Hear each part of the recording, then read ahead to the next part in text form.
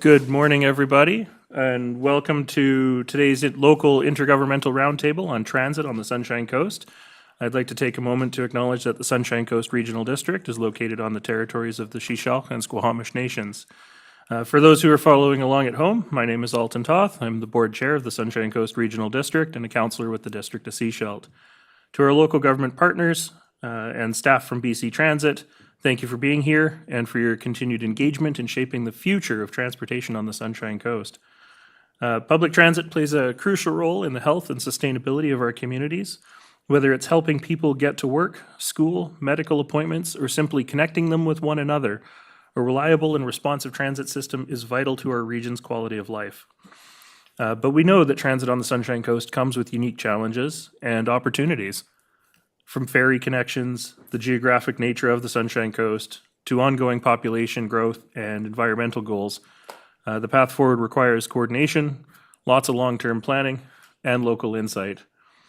Today's conversation is part of regular, ongoing efforts to work with BC Transit, our municipal partners, and the people we serve to ensure that our system evolves to meet the current needs and also the demands of the future. Before our presentation from BC Transit, I'd like to do a quick roundtable, and I'm going to ask everyone to introduce themselves briefly and tell us what has been your best experience using public transit and what made it so. And I'm going to start with Councillor Director Inkster. And because of people online, we have to use the microphones to be heard.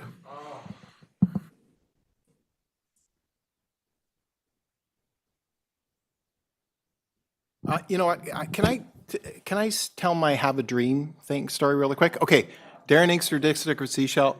I told this transit a while ago really quick. My dream is to jump on transit near my house, transfer it to Trail Bay Mall, obviously, go to the ferry on transit, jump on the other side, go on transit, get on the plane, go to Europe like you did, and jump on more transit and go to all my destinations. So never use my car. That's my dream. And I think we're close to it with some of what we're doing on the Sunshine Coast to meet that dream of using transit and public transit and public ways of moving people without using your own car to go all over the world. Thanks.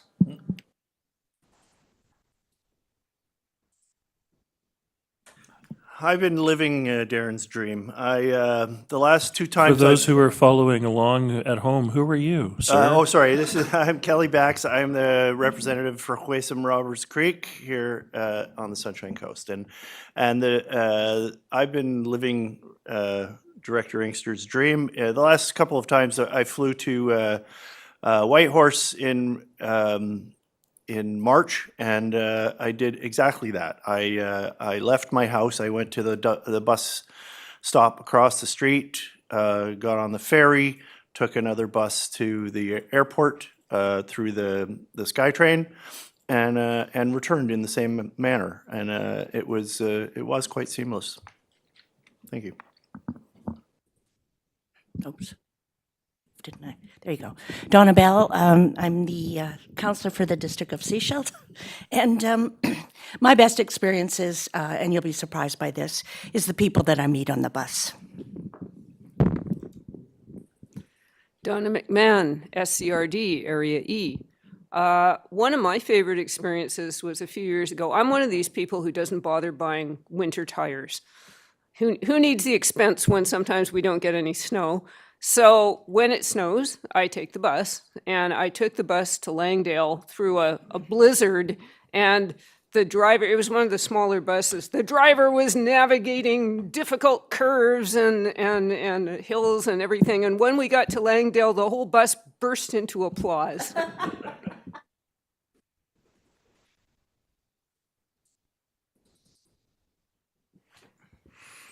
Good morning, Kate Louise Stanford, West House Sound Alcotsum. I tell stories about my favorite times on the buses all the time because I spend a lot of time on buses. But yesterday, I was the only one on the bus. We were in Lower Gibsons heading around the market area. And for a block and a half, the driver slowly cruised behind a pair of Canada geese that were walking right in the middle of the road, down the middle of the road. We honked, we tried, but Geese rule. So that was just my favorite thing on the bus yesterday.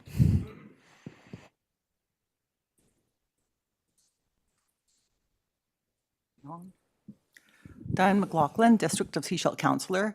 I think my favorite thing is just sitting back in the chair, letting the bus driver drive on a summer day and looking at the view of Davis Bay. It's just so relaxing. And then getting on the ferry without having to wait or have a reservation. It's seamless and wonderful. Thank you. Anne Marie Andrade, Councillor, Town of Gibsons. Sorry, I don't take transit that much at all. I bike, walk, or because I live in Gibsons, right? But if I can have experience of other transit when I go to Metro Vancouver, that's a great one when you don't have to take the car, and it works really well when the ferry works, obviously. Good morning, David Kroll, Councillor, Town of Gibsons. I appreciate the dream of being able to use public transit and certainly encourage a movement that came out of Gibsons, which was the free transit for students on the Sunshine Coast. But it is challenging when you have one highway from one end of the coast to the other. It's sort of like a great centipede. And so many people don't have the luxury of being able to come out their front door and step on the bus. 35 years I commuted to Vancouver, and I go back to the days when we didn't have a bus. And then we had an old school bus painted white, run by a couple of young ladies, and then it was taken over by BC Transit. So there are areas of the coast where the dream works, but I'm looking for the day when everyone can share Councillor Inkster's dream. Thanks, John Henderson, Mayor of Sechelt. I'm going to take it a little different, maybe picking up on David's thing. My favorite isn't actually public transit because it was coastal rides. And when I was flying back on a late flight and there was no hope of getting the bus home at 1 a.m. in the morning, thank you, BC Ferries, I had coastal rides waiting there for me. So that was, I think there's something in what we're going to talk about today that is really important, that it met my needs that otherwise I would have spent the night in Vancouver. Thanks. Itquicqui. Emash olnomsh lahevos.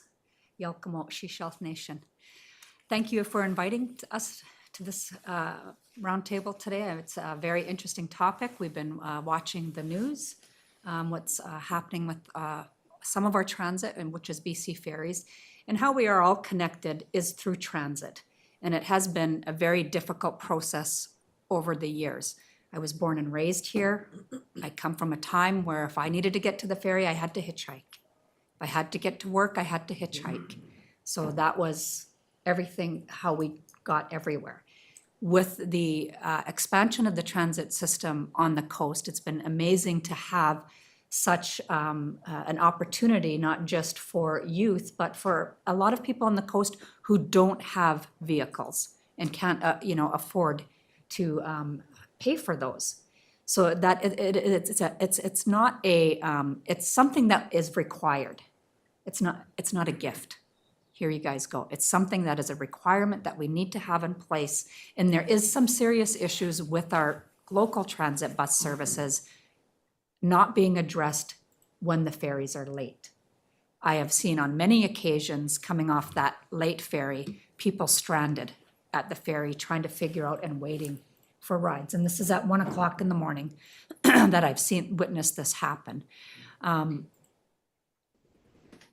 Not only the BC Ferries is causing a huge impact on how we commute, it is also addressing the issue of over vehicles. So in the past, I quite often drove to the ferry or got dropped off at the ferry and would just walk on and jump on the bus on the other side, go and do whatever I had to do and then come back. I've been left too many times in Langdale without a bus and not being able to get a hold of somebody quick enough to come and get me, not realizing there was not going to be a bus there for me. This has also happened in Vancouver, where I've attended a meeting downtown and thought, oh yeah, it's very quick. It's a 15-minute bus ride.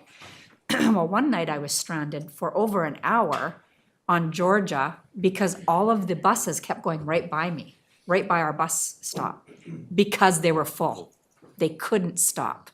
And so we waited for, I don't know how many buses to go by before we actually, I think I might have even walked down to the C bus and jumped on the C bus and tried that route.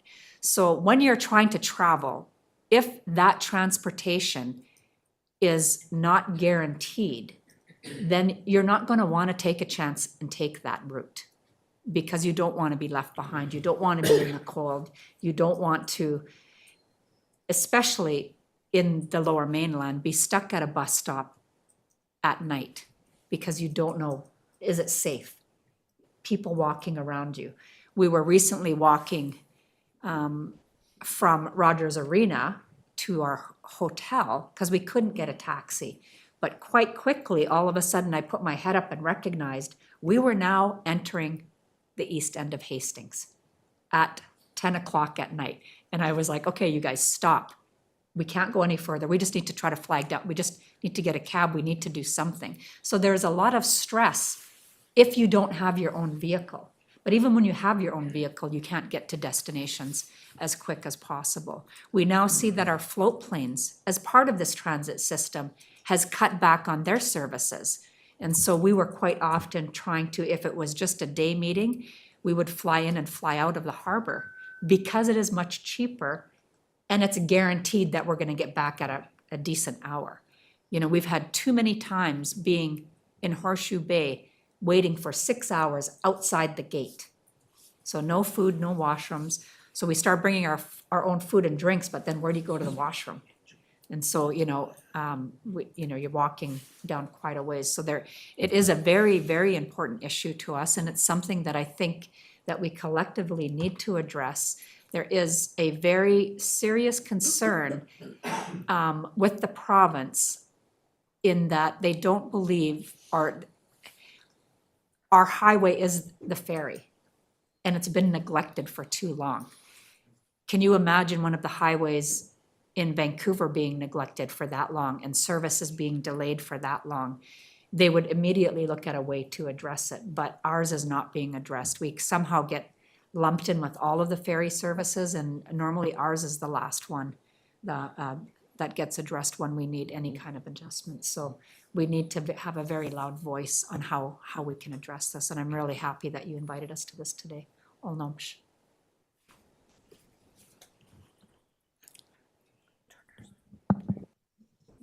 Itaquiqui or Shielchin Squish, Shishath. I'm an elected council member for the Shishath Nation. My English name is Rochelle Jones. My favorite part of BC Transit or the transportation on the coast is when I see our people being able to access it. I do share the same concerns that our Lahewus has mentioned, but I think it's a way for people. I don't use transit much. We carpool, though. Thank you. Olnomsh Chala. Itiquiqui, Chilquilwichin Squish, La Shishath, elected council for the Shishath Nation. The best part of transit is that we do have it for those that don't have an automobile on their own. And I like how they are free for the youth. Olnomsh. Itiquiqui, Washington Squish, Philip Paul, elected council member for Seashell Nation. I don't get to use transit very often. I have a lot of other duties that need off-hour type stuff and other duties, but what has been stated here previously is I like the calmness of it. I like being able to watch and stuff. You're not worried about anything, and so that's what the biggest thing is, like what we're here to discuss today is expanding the service possibly and stuff like that, and identifying needs and areas where the service don't go to. Like where I live specifically, it's probably about a 20-minute walk up to the closest bus stop. So it's like downhill, then back uphill almost. So it's a big circle, so it's not super convenient. But I love the idea of it. I support a lot of the stuff that's happened, like with the free services for for youth and stuff is a critical access thing that we need to expand, I think, on a lot of other parts of it. So thank you. Good morning. My name is Leonard Lee. I'm elected representative for Area A, which is Egmont Pender Harbor. Yeah, I'd like to go back about 30 years and actually have a regular bus between Paul River and Vancouver so that people could actually use a bus. But I'm around. I'll keep looking. Maybe one day we will have that back to the future and we'll actually get a bus from Paul River to Vancouver in the morning and in the evening. Thanks.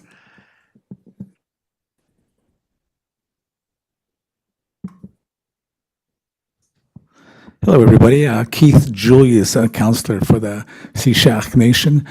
I guess my favorite moment or time is not actually about the transit system or the BC ferries. I was on the bus and I was coming from Langdale, making my way back home, and there was a couple of young men and a young lady that were being rude towards the bus driver. And so as I sat there and I listened, and I actually spoke up myself, supporting the bus driver.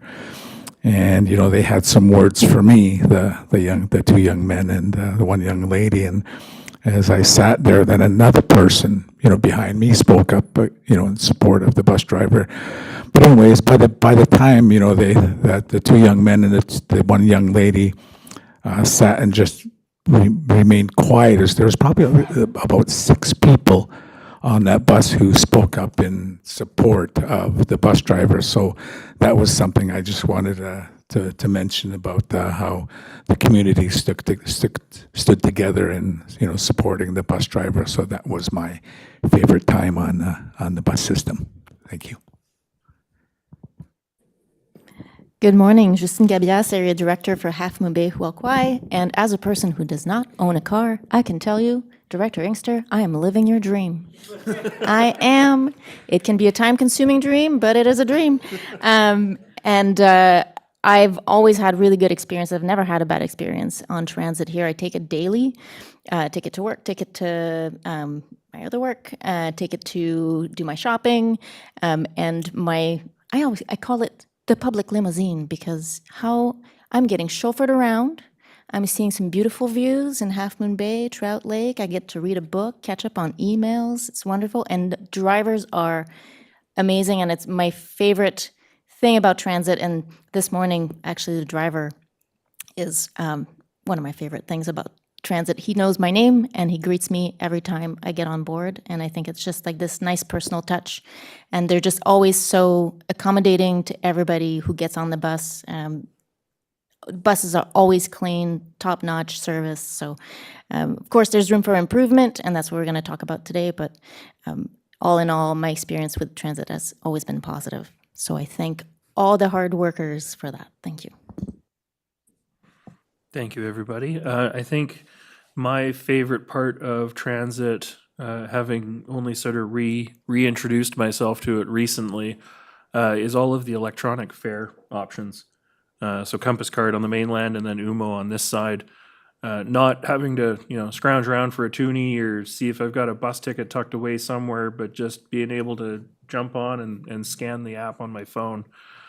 I think it makes it really frictionless for using transit for people, and because you can throw $10 on it and forget about it until you need to hop on a bus sometime.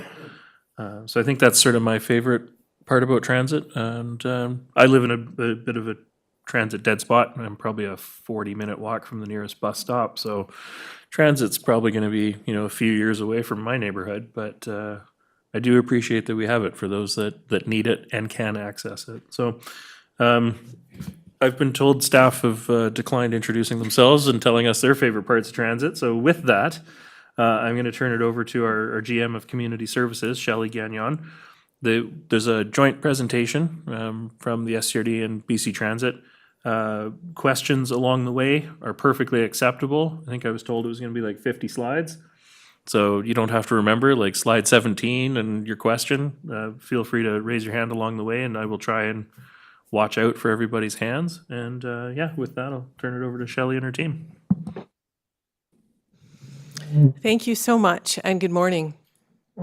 I really appreciate you taking the time out of your very busy schedules to join us today to talk transit.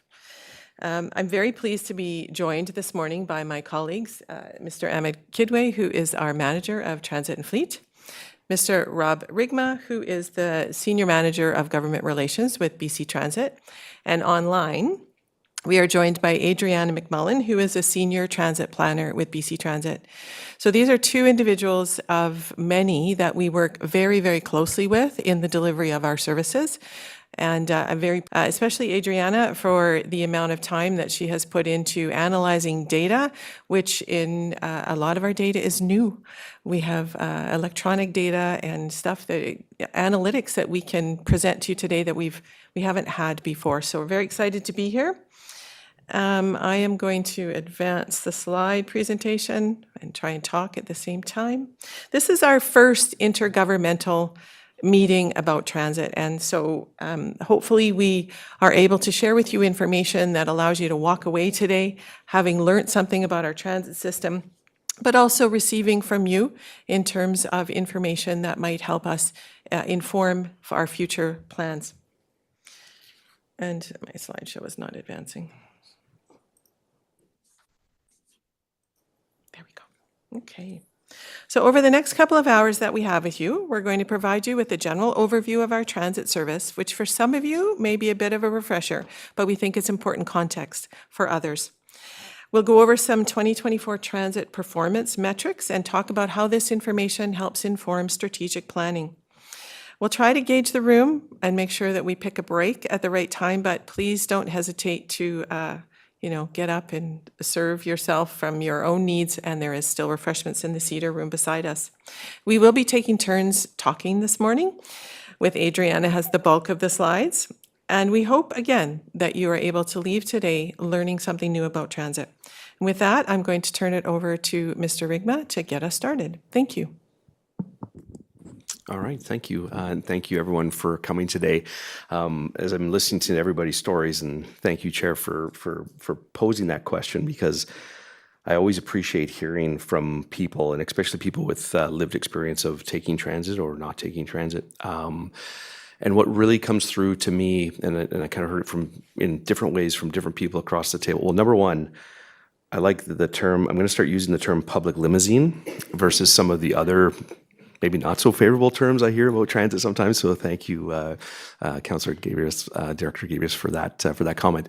But convenience and reliability, that is when you really drill down on what motivates people to get out of a vehicle, single occupancy vehicle, and take transit. It really, the two things that come through in all of our surveys, all of the research that we do, is convenience and reliability. So Director Inkster, you mentioned connectivity between different systems. That's convenience. Mentioning where a bus stop's 40-minute walk from your house. That's not convenient. That's not going to get you out of your vehicle and into a car. So what we're trying to do, working very closely with the SCRD, is to continue to improve the convenience and reliability of the system. We have to do that strategically because and I'll explain it in a little bit more detail, but we're dealing with taxpayer funds, so we want to do that responsibly and efficiently, and we want to prioritize. And I think the great thing about today's presentation is we're really utilizing a lot of, as Shelley had mentioned, data-driven decision-making, so that we can see where there's a need within the systems, where the priorities lie, and hopefully work through that. So again, my name is Rob Rigma. I'm the Senior Manager of Government Relations for BC Transit. I manage the South Coast region, so I have the Sunshine Coast, the Sea to Sky Corridor, and the Fraser Valley. So I'm all around our friends at TransLink. We are separate, distinct organizations, TransLink and BC Transit, but we do work together. We try to work together as much as possible. My key role is really, I'm the key liaison between the SCRD staff and the big transit machine that is BC Transit. So I am tasked with providing information, data, finances, budgets, all of the information that the SCRD needs in order to make sound transit decisions within your community. So I'm that key liaison role. So jack of all trades, master of none, maybe some may say, but I'm pretty good in a couple areas. So just getting into the presentation, and we do have a pretty long presentation, so I'll try to go through these slides, but if anybody has any questions, please let me know. The one you see here before really just shows the BC Transit shared services model.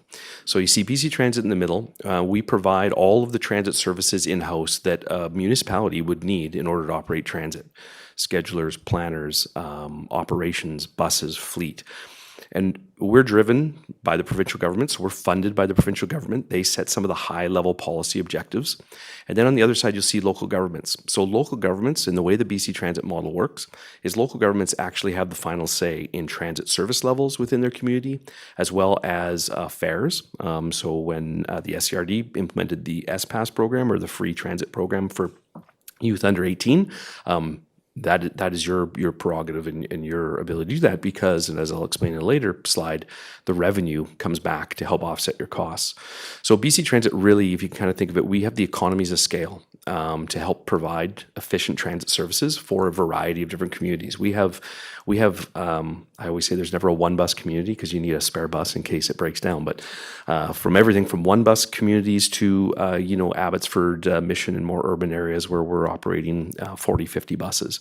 So the way our model works is quite effective, and it really gives local government a lot of say and oversight in the delivery of transit within their region. This kind of outlines a little bit of that. I'm not going to read all of these out. The key one, if you're looking at this slide to look at, is really the local government slide, because you're all local government members, some elected officials here. Because of the shared services nature, because of the funding nature of transit, local government, again, has quite a few key priorities. You do set your local funding via taxation. You do set the routes and service levels. So when I come back to the SCRD and I propose improvements to the Route 90, I'll usually bring that with a cost to local government. Local government needs to sign off on that cost before we, BC Transit, can implement any of those services. I sit around a lot of roundtables like this and people say, BC Transit, why aren't you doing this? BC Transit, why aren't you doing that? And it's really, why aren't we doing this? Why aren't we doing that? Because it is a partnership with our local government partners. And I really appreciate that part of our system.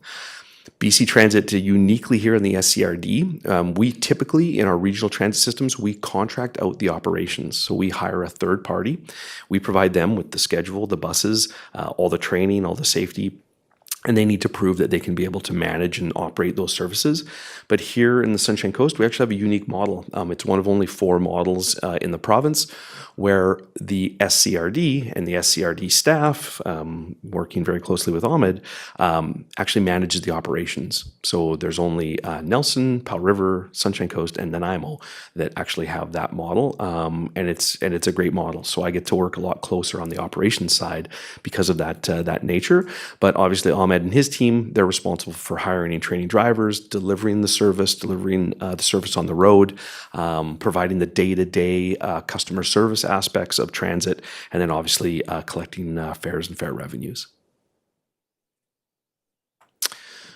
So this slide here, again, speaks a little bit to that shared services model, and I'll start kind of on my left. That's your left, that's good. With the conventional transit side of things, and then we'll talk about the custom transit or the handy-dart side. So as I mentioned, this partnership model that we have sees the province cover on a conventional transit system. When I say conventional transit, I'm talking large bus, fixed route transit. We cover the province through BC Transit. Covers 46.69% of the cost. So if it's $1 million, we're covering $466,900. The municipal share, or in this case, we have an AOA relationship with the Sunshine Coast Regional District. Their share is 53.31%. But you retain 100% of the fare revenue that the system generates, and you use that to offset that 53.31%. And whatever the balance is, you're going to tax the local constituents for that difference. So in that simple fact that there are property taxes and local taxes involved, that's what really drives that local participation, that local engagement, and that local approval of different initiatives, because BC Transit or the province can't download transit expansions onto you if it's going to have local tax implications. You need to kind of be aligned and approve, and then we work together to implement those pieces. On the custom side or on the handy dart side, the province pitches in a little bit more resources. And to be quite honest, I think this was good foresight by the government. I'll talk a little bit later in the presentation about cost per ride.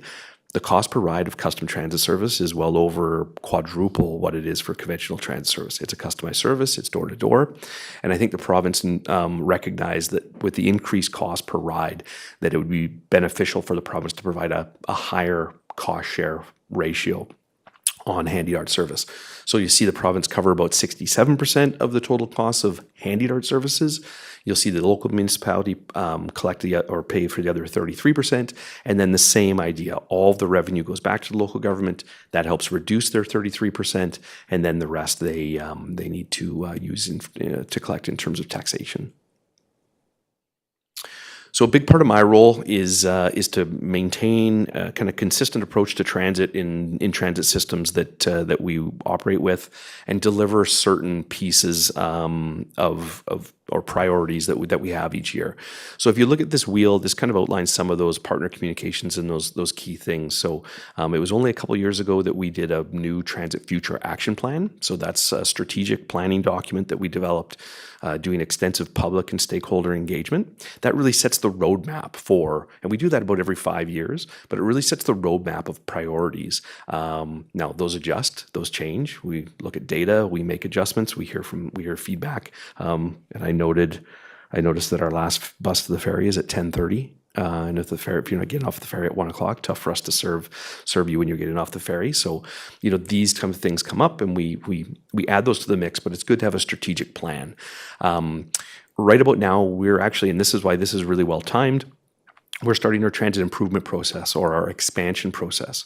And how that basically works is we propose certain initiatives. We cost those initiatives. Local government, if they're in alignment with those initiatives, signs off on those costs.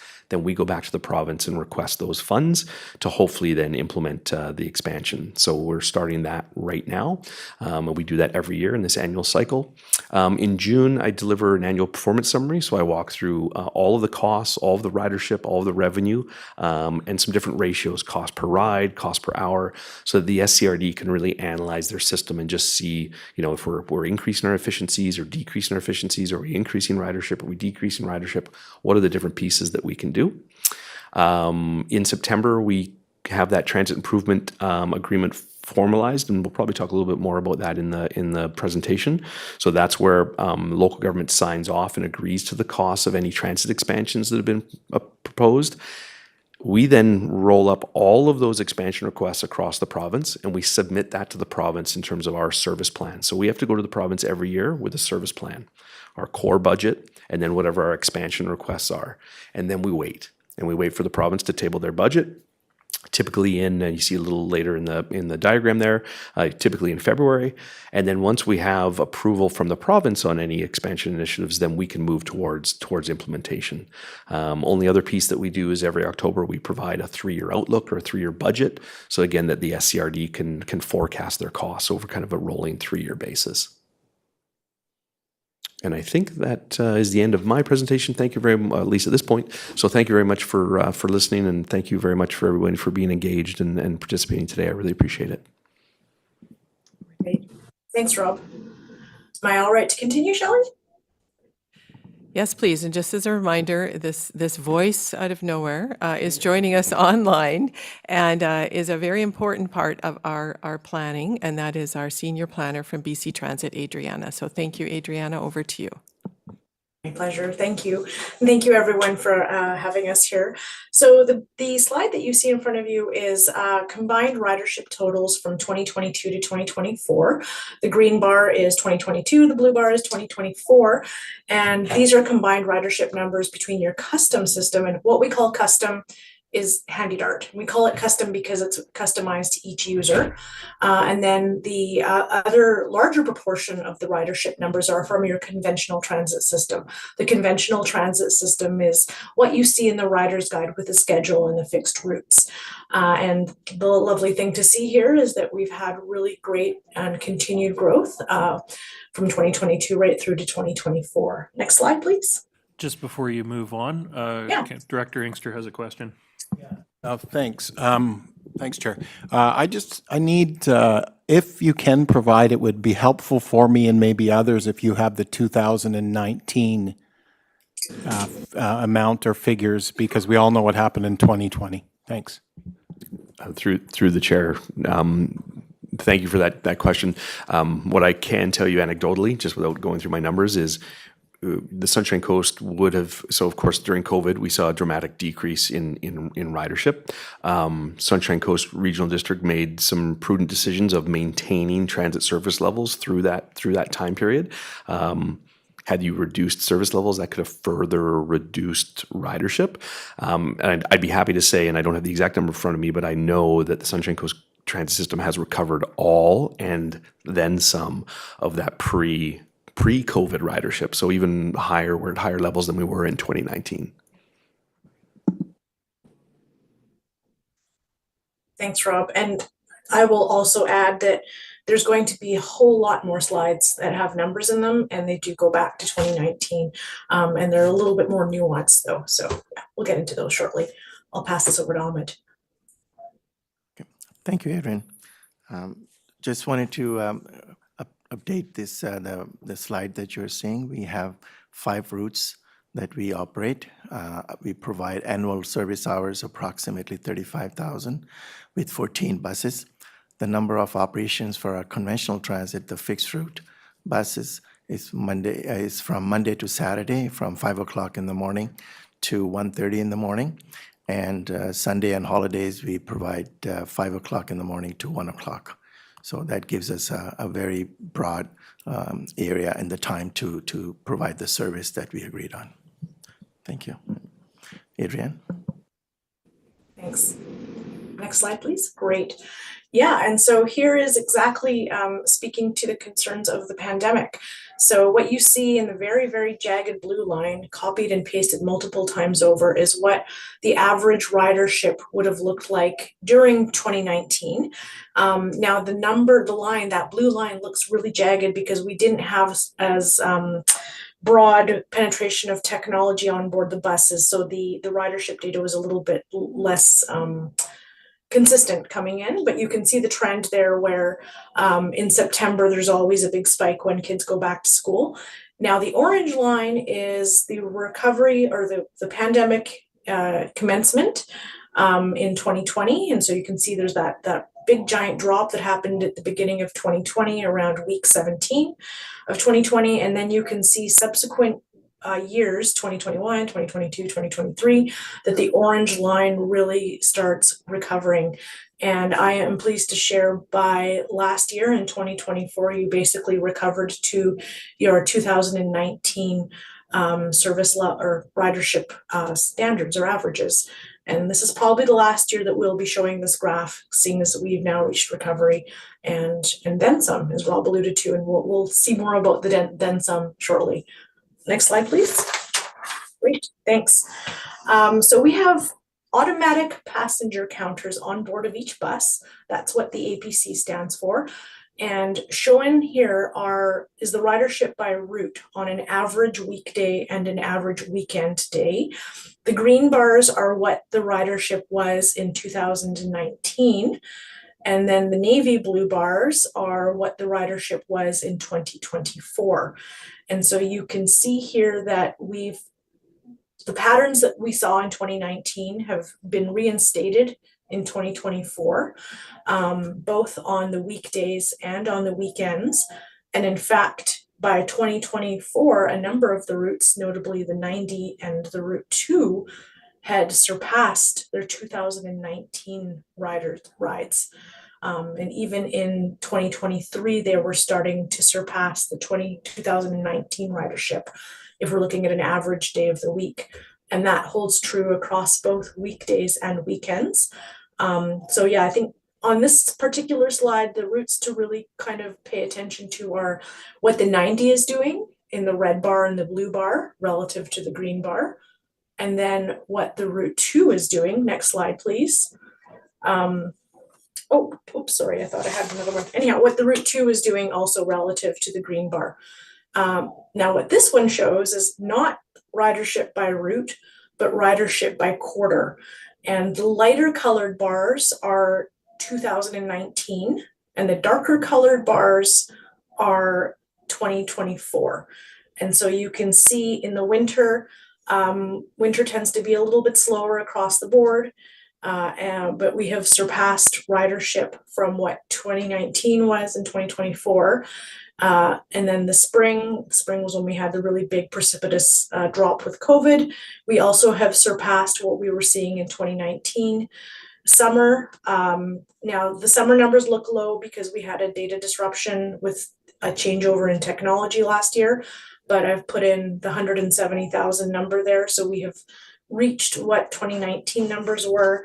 And then the fall has actually surpassed what the 2019 numbers were. So we're definitely past recovery. Next slide, please. Now, this is the average daily boardings by route going back to 2022. And what you can see here is that from 2023 to 2024, the ridership recovery was more stable. So from 2022 to 2023, we're still seeing quite a bit of recovery, and that is still linked to COVID recovery. But between 2023 and 2024, it was less extreme, with the exception of Route 2. Next slide, please. And you can see here that from 2022 to 2023 to 2024, the rate of ridership increase was stronger than what we had seen in some of these other peer routes. So yeah, that is an interesting thing, and we'll have a chance to look at more of the nuances in that further into the presentation. Next slide, please. Now, if we look at where people and when people get on buses throughout the day, in some bigger systems, so the Vancouvers of the world, the Victorias of the world, there's often like a rush hour peak around 8 a.m., 7 to 9:30 in the morning, and then an afternoon rush around 3 to 5. The Sunshine Coast is a little bit different. A lot of your ridership is not necessarily using transit to go to work. There's a lot of people who are using it for errands and daily living needs. But you do also have a strong share of youth ridership.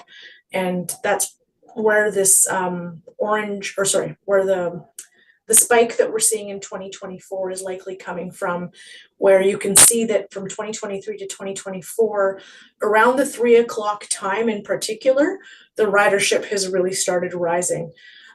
So yeah, this is interesting to see, and we'll continue to monitor this in later years. Next, please.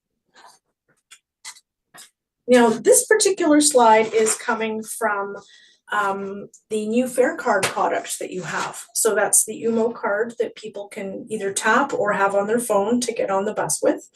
And what we're looking at is the ridership from October 2024, before the S-Pass was implemented, and then the ridership in February of 2025, which is following the implementation of the S-Pass.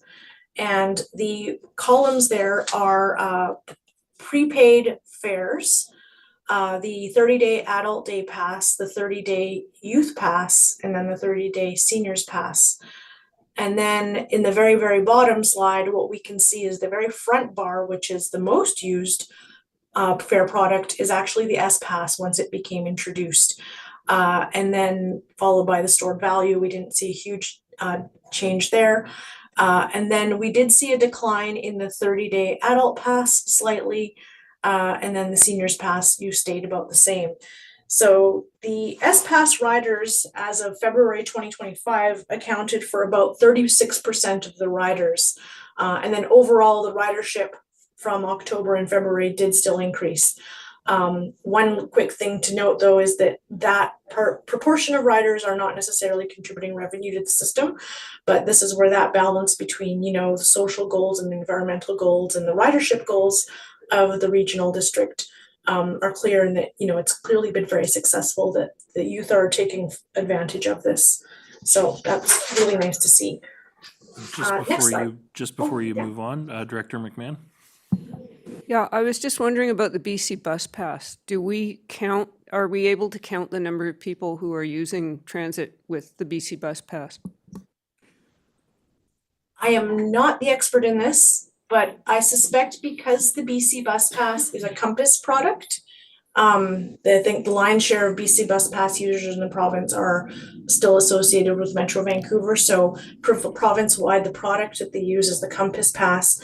And our UMO system, I don't believe, reads the Compass Pass. So they're not tracked in the same way as the UMO riders. So I can't speak to that number. Rob might be able to elaborate a little, I'm not sure. Yeah, that's fine. Thank you, Adriana. Yeah. So we get a report from the province based on postal code on how many BC bus passes are utilized. So we know how many users have a BC bus pass. That BC bus pass again is a card for people with disabilities or low income seniors, $45 for the year. So I would just again encourage anybody that feels they qualify, they can go online and look that up. It's a great affordable option for many people. That $45 though does come back to the transit system. So the province gives us a number of users within a certain geography, and then we use that, but we cannot track how often they technically take transit.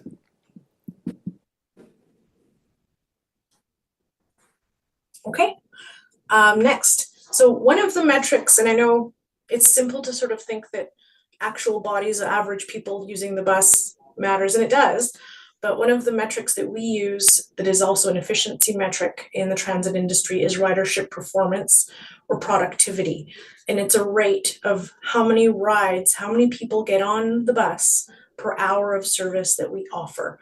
And for us in the transit industry, this is what speaks most loudly because it really shows us how different routes and different services can perform against each other. And so with that, we'll jump into some of the performance data. Next slide, please. So this is again your routes 1, 2, 3, 4, and 90. And this is the rides per hour. So rather than the average boardings per day, this is how many people are getting on relative to how many hours of the day that bus is offered. And this is again showing 2022 to 2024. And we can see again, 2023 to 2024 was pretty stable with most of the routes. However, we can see that there is a really tremendous rise in the boardings per hour on the route to Sechelt. And that's very significant. The 90 is performing very well. It is actually the top performing route within the system. But was interesting to me, very interesting to me, to note that the second most productive route within your system is actually the route 2. And so that's something for us to monitor because as someone had said earlier, a big part of the transit experience and encouraging people to use it and supporting them in using it is reliability. And there are actually metrics of once you get to a certain point of rides per hour, there's a risk of starting to pass people up and not having enough space on the buses for them. So this is a key thing for us to look at. And we can also see that Route 3 has been consistent in slowly increasing ridership in terms of productivity. So next slide. Just before you move on, I've got a question, which looking at the West Sechelt route, I'm assuming a huge part of that spike is related to service to Chattaleach secondary. Is that fairly accurate with the free transit for youth coming online and it being easy for kids to just hop the bus and get back up the hill to the school? It is in part. However, this is a trend we also saw last year when we examined the data before the S-Pass came into effect. And so the lightest of the green bars there is from 2022, and then the middle green bar is from 2023. So you can see the lift from 2022 to 2023 was actually even bigger than the one from 2023 to 2024. And because the S-Pass didn't come in until the end of 2024, we may not see the full impact of it on Route 2 until this upcoming cycle of data.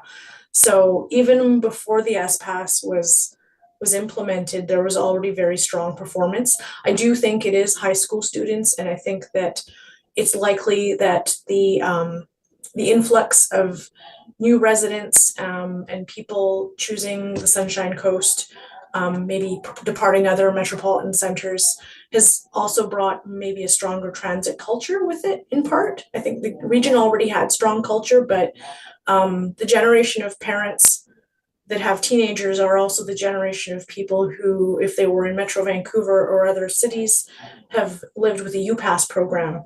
And so there's maybe some different perceptions amongst families that are coming to the area about transit use and comfort with having their youth use service. So it'll be exciting to see what this next year will bring for the Route 2. But largely, no, this is natural growth that we're seeing associated with the high school, but not necessarily associated with the S-Pass. Okay, thank you. And I've got another question from Director Inkster. Thanks, Chair. I lately, because I used to talk a lot about the corridor, and that's Sechelt to the ferry. And that's sort of, in my mind, that's a robust service. So now, because I started talking about that 20 years ago, the number 2 and potentially, I guess not, I'll talk about number 2 this year. Next year I'll be bugging about other ones, but is that actual number change or percentage change? Because they seem to be comparative to the other bars which have large usership. And the reason I ask is that one of the reasons I'm pushing right now, I've been pushing for West Sechelt to grow, and then it goes around to Half Moon Bay and comes back through West Sechelt or back into Sechelt. I think that's a really important next step for me as a Sechelt council member to be pushing for. So I just wanted to see what the actual numbers are, if that's what that represents. Thanks. Yeah, this is actual numbers. This is not a percentage of relative to previous years. This is how many people got on per hour of service that the bus was offered. So in 2022, you had, I'm just trying to read the chart here, it looks like it was about 12 or so. We're getting on that light green bar, 12 and a half, 13 rides per hour that the bus operated. And that has basically doubled from 2022 to 2024 in terms of the uptake. So you can look at that as a doubling of ridership, if you will, but it's a productivity measure. So it's a straight number. It's not percentage relative to previous years or nothing. Yeah, and sorry, through the chair, just to add to that. So yeah, that's a key distinction on this slide, is that this is ridership productivity per hour. So again, we know the Route 90 has a lot more service hours, a lot more service, but when you actually, so ridership productivity kind of levels the playing field. It says how many people are riding per hour of available service. So when you look at that and you look at the number of hours in number 2 West Sechelt versus the 90, it's actually quite amazing to see the ridership productivity that high for that route. Thank you. Thank you, Rob. Next one. Okay, so again, this is more ways of looking at numbers. So what this chart shows is on the top is 2023 and on the bottom is 2024. And you have routes 1 through 90 for both of those. And then you also have the quarters. So quarter 1 is the winter quarter from January to March. Quarter 2 is the spring quarter from April to June. Quarter 3 is summer, and quarter 4 is the fall. And if we look at the next slide, or click, I guess, we highlight the Route 2. And if we look at 2023 in the spring quarter, we can see that in 2023, in quarter 2, the spring quarter, we had 20 rides per hour. And if we look at 2024, that jumped to 31 rides per hour. So we actually didn't add any service or make any changes. This is just how many more people are using that route relative to the service hours that are provided. And that also, big increase was consistent in the fall. So if we look in the quarter 4 for Route 2, and the Route 2 is the highlighted green bar, you can see in 2023 we had 22 rides per hour, and in 2024 we were up to almost 30 rides per hour again. So it's really remarkable to see. Next slide, please. Yeah, and I guess I continue to highlight that. These are kind of meant to be continuous. Okay, and then the next slide. If we look at the performance by day of the week, So the first table is 2023 to 2024, and the second table is more of 2024. And so you can see here, we'll look at weekdays first. Thank you. And I've circled the Route 90. And you can see on Saturdays, the Route 90 productivity in the 23-24 year was 37 rides per hour. And if we look down to just the 2024 year, so that now takes into account summer of 2024, it jumped from 37 rides per hour to 42 rides per hour. Now, in our metrics that we use across the province, 30 is the threshold where it's the just right, it's the Goldilocks threshold. And so having it be at 37 last year was concerning. Having it be at 42 is very concerning, because these are ridership numbers that are so high that it means there are likely people who are not being able to get on some of the buses when they want to. And we did hear a little bit about that earlier on when folks were sharing their transit experiences. Now, Sundays are not quite so bad. But Sunday also did increase on the Route 90 from about 34 rides per hour in the 23 year to 37 rides per hour in the 24 year. And you're basically exceeding that exceeding the threshold by about 40%. So yeah, it's something definitely to watch. Now, fortunately, this is something that you'll see that we are working Just towards before you addressing. move on, Yes. sorry, I missed two hands. I think Director Bax is first and then Director Stamford. Thank you. Thank you, Ms. McMullen. My question is, we have a frequency change in our Route 90 bus coming in January. It's been approved, and we're going to be going to the 30-minute. My question is, does the increased frequency include Saturday and Sunday? Through the chair, to answer your question, it does not. However, last year, one of the other things that the region signed off on in their MOU was to add 800 extra hours to improve or to add overload buses on the weekends. And so starting in less than a month, I think it's the 16th or the 17th of June, we will be introducing with the June service change overload buses to meet the busiest ferry trips. And so there will be 2 number 90 buses arriving at the ferry terminal. And it'll be in both directions. So there'll be 2 buses meeting select ferry trips and also 2 buses headed to those select ferry sailings. Thank you for that answer. That's great. Thank you. Director Stamford.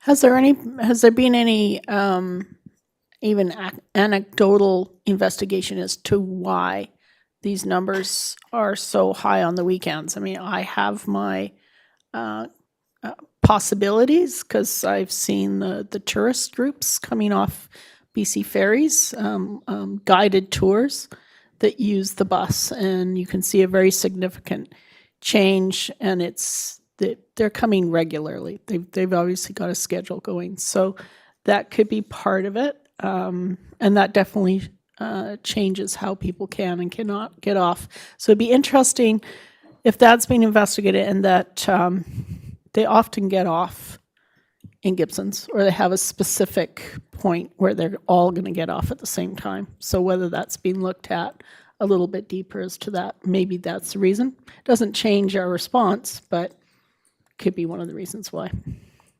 Yeah, through the chair, yeah, that's definitely a possibility. And to be honest, I haven't dug into the details. However, what I can share is that the number of trips that are offered on the Route 90 are on the weekends are less than what is offered on the weekdays. So the service level is not consistent. There's actually more hours of service that are offered on the weekdays. And so the riders and the customers that are coming off the ferry have more choices and can be spread a little bit more across the service hours, if that makes sense. Great, thanks.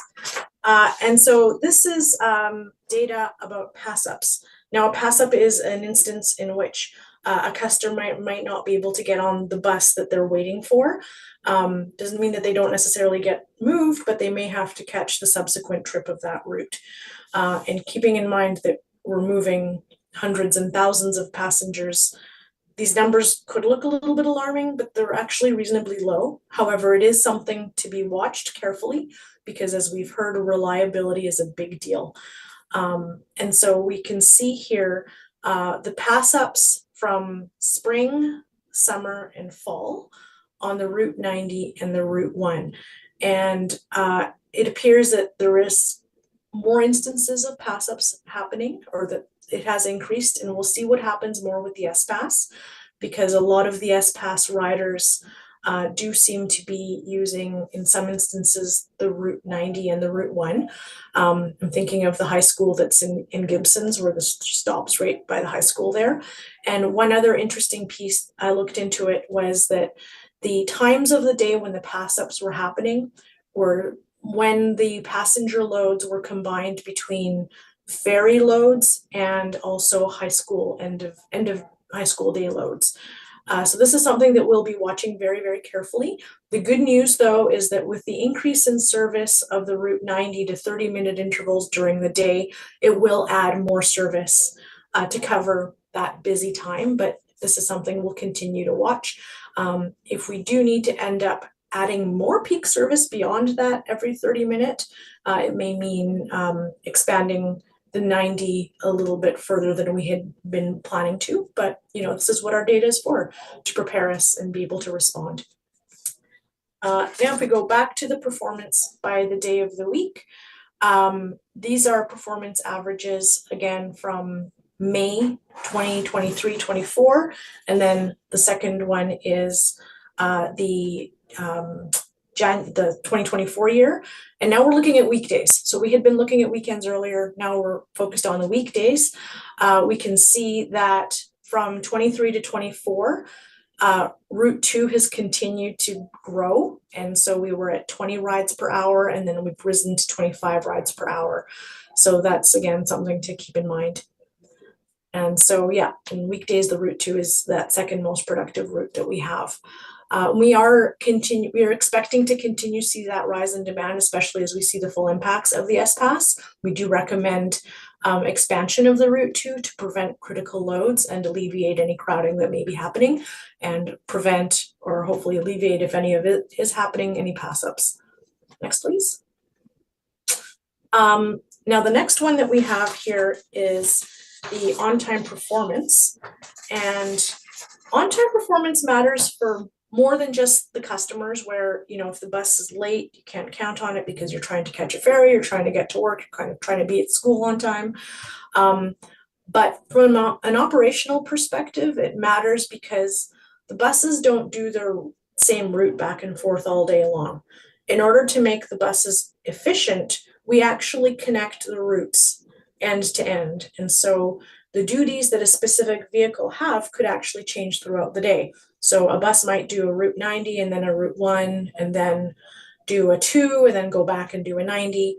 And if the bus is delayed anywhere along that chain, it creates a cascade throughout the rest of the day. And it creates reliability problems for all of the customers that are using any of the routes that that bus is supposed to be serving. So for us, on-time performance is absolutely critical, and it's something that we really want to monitor. So looking at your on-time performance, relative to 2023, the trips in 2024 were more on time, so that's good. And one of the pieces I did want to also mention for your system is that because your system is so heavily dominated by the linear travel along the highway, and there's factors that are beyond BC Transit's control and limited, beyond your control. We have the volume of ferry traffic that is coming off the ferry. We have garbage trucks on garbage truck day that are making it challenging for vehicles to pass down the highway. All we can really do is try and monitor the on-time performance and adjust things we can adjust. You're less able to address this than maybe some other parts of the province would, but it's good for us to sort of monitor and watch it. as we move through. And let's see, and I think we get into audit. Thank you, Erin. Like our conventional transit, the fixed route service, our custom transit, the Handy Dart, we provide that service almost with 2 buses. We have 3 buses. 2 buses are in service and 1 spare. We provide almost 4,300 hours annually, and our service hours are from weekdays 8:30 to 5 o'clock, and Saturday and Sunday 9:30 to 5. At this particular time, we do not provide any service on holidays. To further diving a little deeper into it, our ridership, the registered clients, the registered riders, which are approved after going through the eligibility assessment process, is 732, a little bit higher than 2023. And active riders, which we classify active riders that anybody who has taken our service for the past 6 months, in the past 6 months, is almost relatively the same, 124. And so that was our snapshot of the ridership. Annual rides that we provided was a bit less than 2023. Subscriptions numbers were a little bit better than last year. Last year, we had 75-25 ratio. The industry ratio is 60-40. It means that every 60% should be the subscription and 40% for the casual trip callers. So this time we were almost at 59%, so which is ideal. There are some. We are also tracking unmet rides, which means if a client requests a ride that we cannot provide at the time that is requested, we classify as unmet rides. We give them an option of an hour early and an hour late if we can, and we track that. However, it's been tracked. So this one was, because we are giving them option an hour early and an hour late, the numbers were much better than last year's 138. Annual no-show and late cancellation relatively remain the same, and which adds a little bit of a pressure for us provide relative service because the bus is out there and the driver is being paid.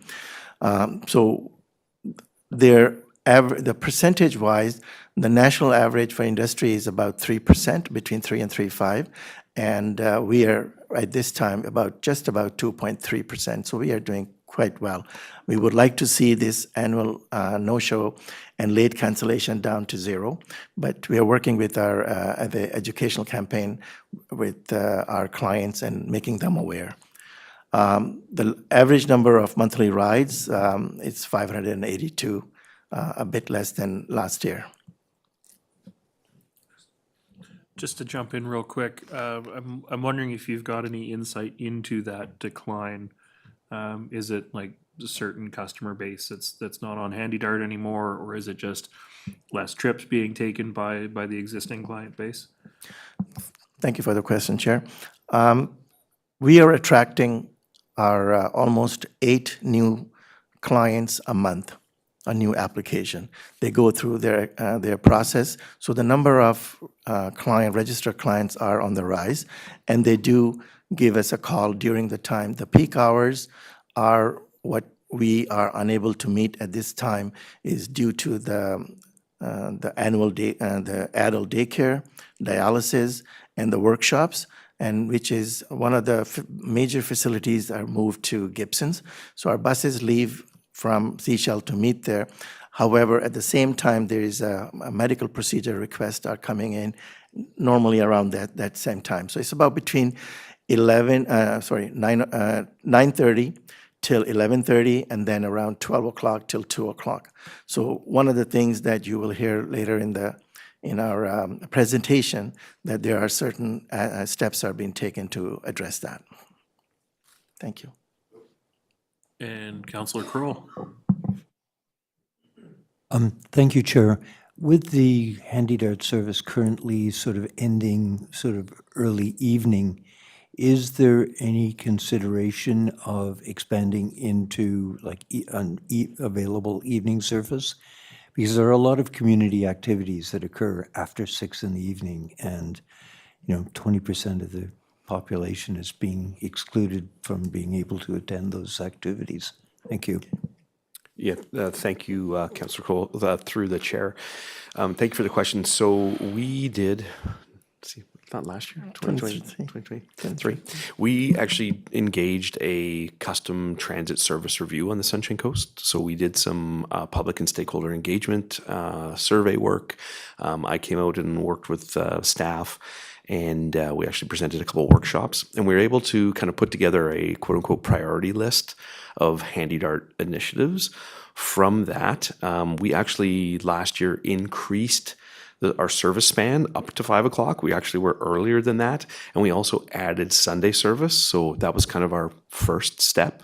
I'm happy to let everybody here know that we had put in an expansion request for an additional bus for peak capacity, because that was one of the key things that came back in our transit survey was lots of people want to take the bus in the morning and the afternoon. As you saw from Ahmed's presentation, we only have 2 buses that kind of split the day.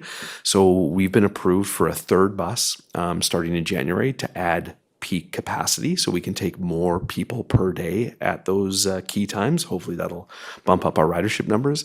And I think as we look further, so that was a key priority that we had to cover off. But I think to your point, moving forward, then where do we go next? It's expanding that service span. I think the gold standard through the American Disability Association is to actually have Handy Dart service aligned with conventional transit service, so that regardless of a potential disability, that you can still access transit. We have a ways to go to get there, but I think definitely looking at extending evening service so people can go and enjoy evening activities or social time with friends and family is definitely something that's also still on the radar. Director Stamford and then Director Bax.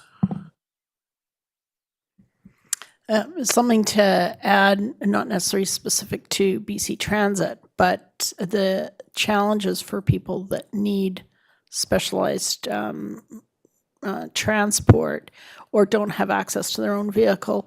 In Gibson's, the taxi stops running at 6. So there's a real gap for people, senior citizens that can't drive. And understand that BC licensing, they're becoming more restrictive of seniors driving.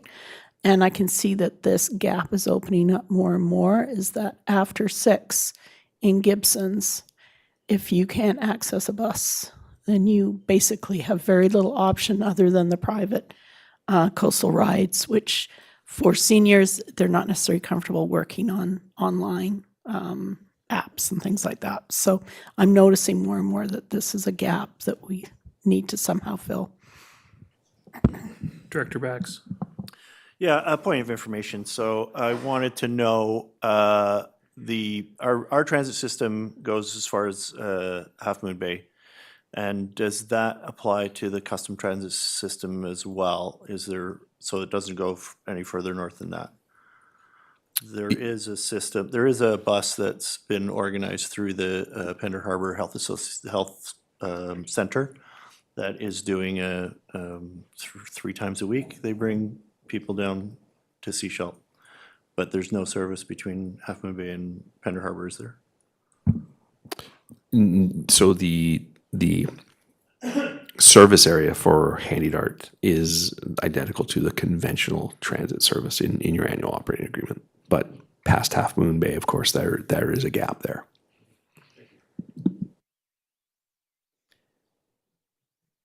So Chair, I think this is a good time because we're going to now move into kind of how we start looking at our priorities. What are our expansion priorities? How do we make those decisions? What informs them? And then into those actual expansion priorities for the next few years. So if you want, we can take a quick break and you can refresh and then we'll come back. Let's say, Chair, 10 minutes? Is that long enough? General nods? Yeah, sounds good. Perfect. Yes, it's 10:49, so we'll be back at 10:59 exactly.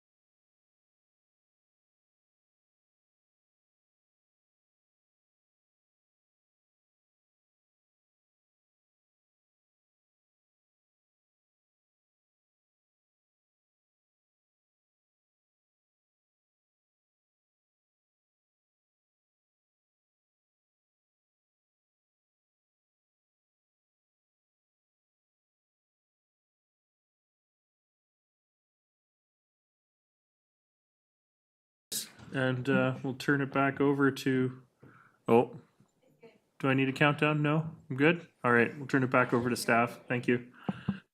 Thank you, Chair. And we are cognizant that we have a hard out. I believe you guys have something else right away after this at 11:30. Lunch is coming.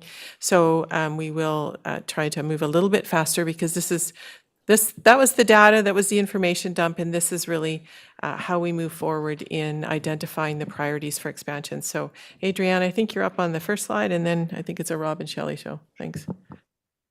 Sounds good. How do we evaluate priorities for improvements? That's what this slide is about, and there's several considerations that we take into account. One of them is the operational needs, so that's usually things like on-time performance, are any routes critically behind schedule, performance data, so that's how well the productivity and the rides per hour are doing, if we're getting to the point where we could be passing riders up or reaching capacity thresholds. And then the third consideration are strategic plan priorities. So what are service changes that have been identified in your most recent strategic plans? So in your case, your Transit Future Action Plan. And you'll notice that the weighting starts quite high on the operational side and then it trickles down. And if you want to flip up the next slide, we'll look at this in a slightly different way. So if we tip that on its side, you can see at the very, very bottom, we have that operational piece. So we want the service that is reliable, it's on time, it's safe, it's accessible. And then the second block, that green block, is about the performance. We want to make sure that the buses are well utilized, but they're not overcrowded and that we're not passing people up. And then that third piece, that top block, is looking at those strategic initiatives in the fourth block. So really, we have to have a good foundation that we can be building upon, and creating things without having the solid foundation just can lead to problems. Next slide, please. I think this is for me. But Shelley, if you could just go back to the last slide, and I know we're trying to move quickly here. So I just wanted to put this into context. So we just showed you a lot of data that tells you or tells us that we have some operational challenges within the system. We have some pass ups. We need some additional service. So you can see when we get into proposals for expansion, those kind of get weighted first. I'll go all the way to the top, expand transit to service to new areas. So that in the hierarchy of transit needs kind of falls last, because once we need to make sure that our base core services are strong before we can either add more service to those base services or look to new areas. So I personally get a lot of requests about Earl's Cove service, which is on the long-term strategic plan, but until we get some of these other pieces addressed and make sure that we have a solid base, those just unfortunately kind of in a priority perspective fall a little bit lower in the scheme of things. They're on the docket, we're looking at it, but we've got to solve some of these kind of core challenges we have within the service first. Councillor De Andrade. Thank you, Chair. I believe most people here are aware that there's a plan for a passenger ferry from Gibsons to, Vancouver. Vancouver, yes. I was trying to get the exact location.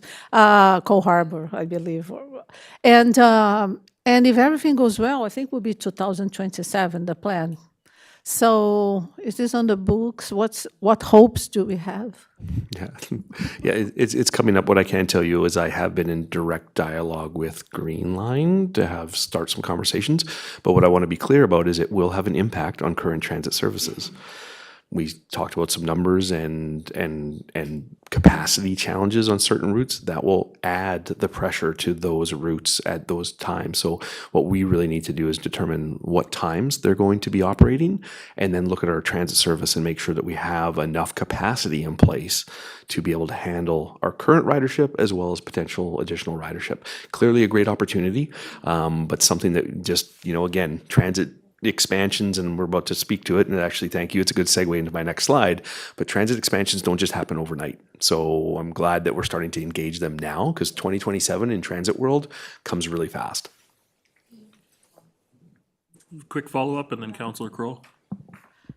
I'm just wondering, some of this ridership will be just moved from the regular routes to the Green Line, for example.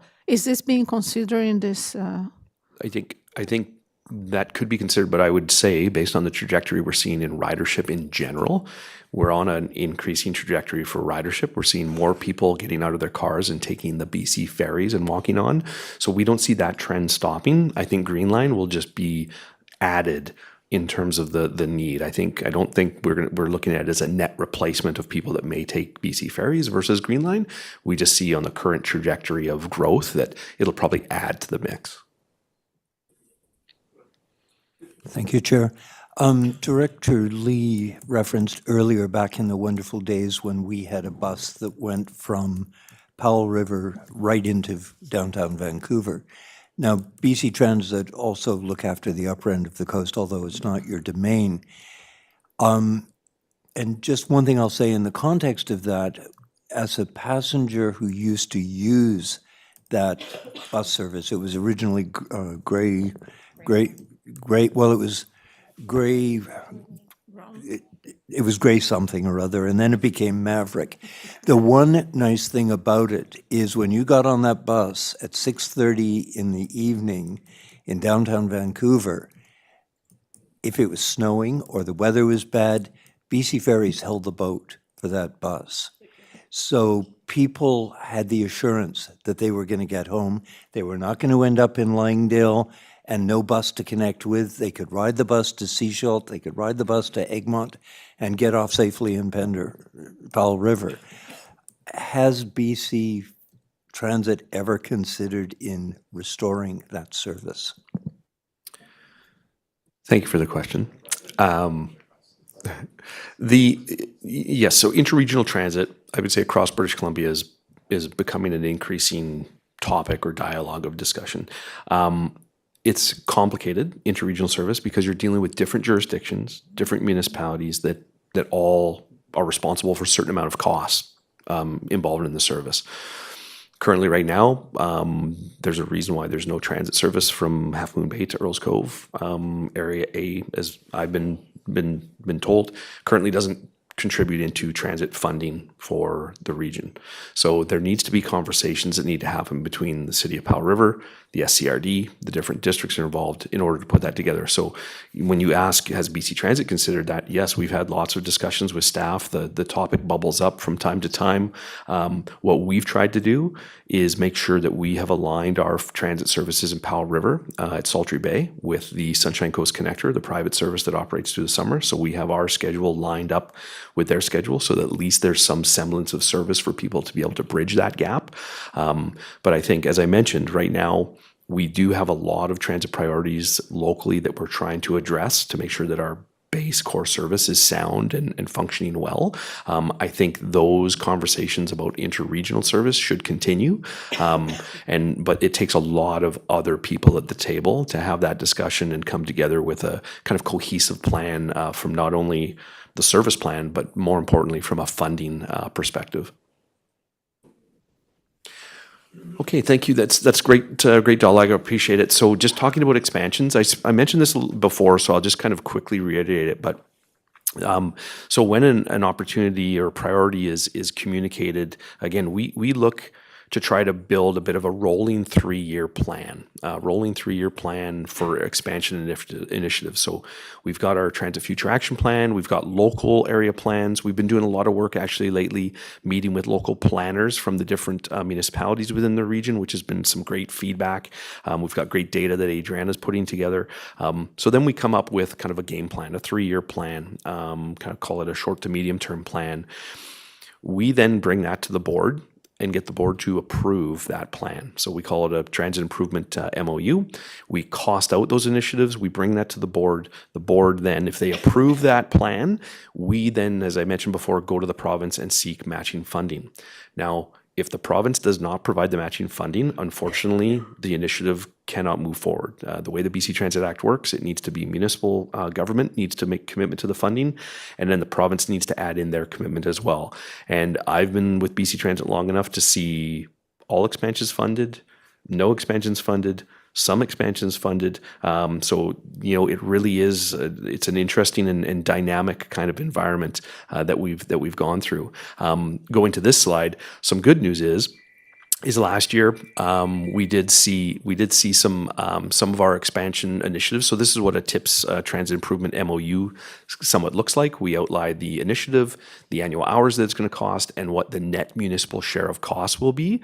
And last year we were successful in improving the Handy Dart service, as I had mentioned, but we were not approved for increasing the frequency on the Route 90, which, as the data that you've seen, has been a rather high priority for us in the region.